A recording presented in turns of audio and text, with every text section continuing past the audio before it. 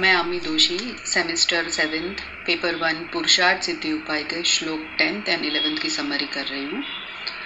अब तक हमने देखा कि आचार्य श्री अमृत चंद्र ने 9th श्लोक में बताया कि पुरुष यानी आत्मा कैसा होता है। वह आत्मा चेतन रूप होता है, वह स्पर्श, रस, गंध और वर्ण रहित होता है, गुण पर्याय सहित होता है और उत्पाद, व्यय और द्रव्य युक्त होता है। अब शिष्य प्रश्न करता है कि यह चेतन पुरुष जो शुद्ध रूप था, उसमें अशुद्धता किस प्रकार हुई कि अब उसे अपने शुद्ध स्वरूप को, अपने अर्थ को वापस पाने के लिए उपाय करना पड़ रहा है।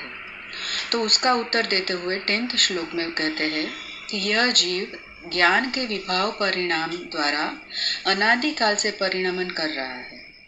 वह अपने ही राग द्वेष रूप परिणाम का कर्ता और भोक्ता है।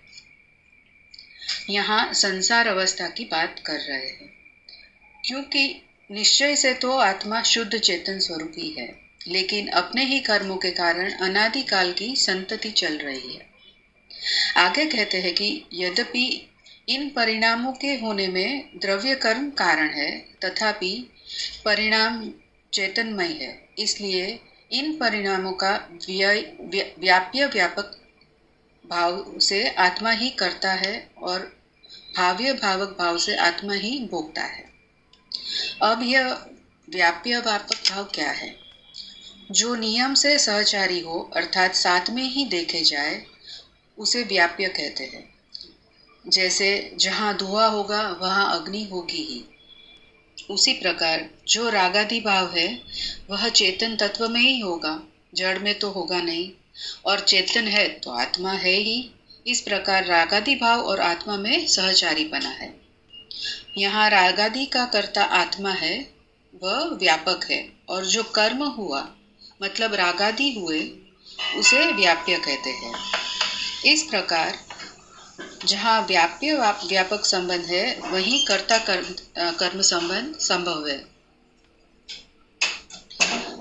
अर्थात इस जगत में तुम किसी भी वस्तु का कर्ता नहीं है।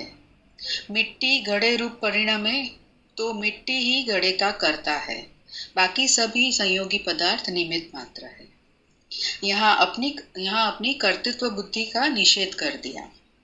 इसी प्रकार जो जो भाव अनुभव करने योग्य है उन्हें भाव्य तथा अनुभव करने वाले पदार्थ को भावक कहते हैं। जो हम भोगते हैं वह अपने राग द्वेषादि परिणाम को भोगते हैं, अन्य के नहीं। यह रागादि परिणाम को भाव्य और आत्मा को भावक कहते हैं। ऐसा भाव्य भावक संबंध जहाँ है, वही भोक्ता भोग्य संबंध संभवित होता है, अन्य स्थान पर नहीं। इस प्रकार संक्षेप में कहे तो चैतन्य पुरुष रूप शुद्ध आत्मा ने अपने ज्ञानादि गुण थे, उनके विकार रूप जो राग द्वेष क्रोध मान माया लोभ हास्य रति अरति 3 प्रकार के वेद सब परिणामों से परिणामन करता हुआ उन्हीं परिणामों का अपने आप को कर्ता भोक्ता मान ली। अभी 11th श्लोक में जो पहले पुरुष की बात की, अब अर्थ की सिद्धि किसे कहते हैं और वह कब होती है यह बताते हैं। आगे बताया हुआ जो अशुद्ध आत्मा रागी द्वेषी विकारी भावों से पर होकर चैतन्य रूप आत्मा को प्राप्त करता है, वह कृतकृत्य होता है। वह राग द्वेष आदि कैसे छोड़े? जब यह आत्मा स्वपर के भेद को समझकर शरीर आदि को, पर द्रव्य को अपने से भिन्न जानता है, तभी वो राग द्वेष आदि छोड़ सकता है। जब अनंतानुबंधी कषाय छूटे तब सम्यक दृष्टि होता है। फिर अप्रत्याख्यान के अभाव से व्रति श्रावक पद लेता है। प्रत्याख्यान के अभाव से महाव्रति होता है। फिर संज्वलन मंद होते होते आत्मा में स्थिरता होनी शुरू होती है। यह 11वें 12वें गुणस्थान की बात है।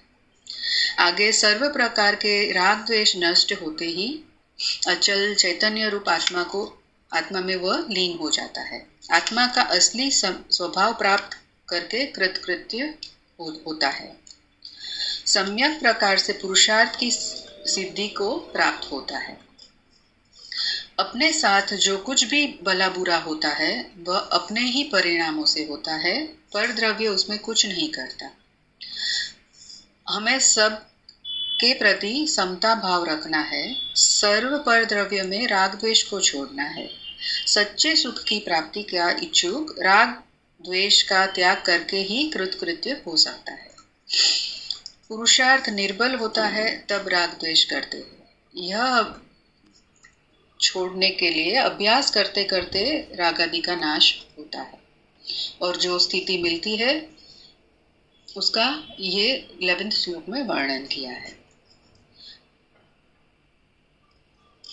विशाल समुद्र चंचलता से शांत हो जाता है, वैसे ही अशुभ आत्मा विभावों को दूर करके शुद्ध चैतन्य आत्मा को प्राप्त करे तो कृतकृत्य होता है। जय जी।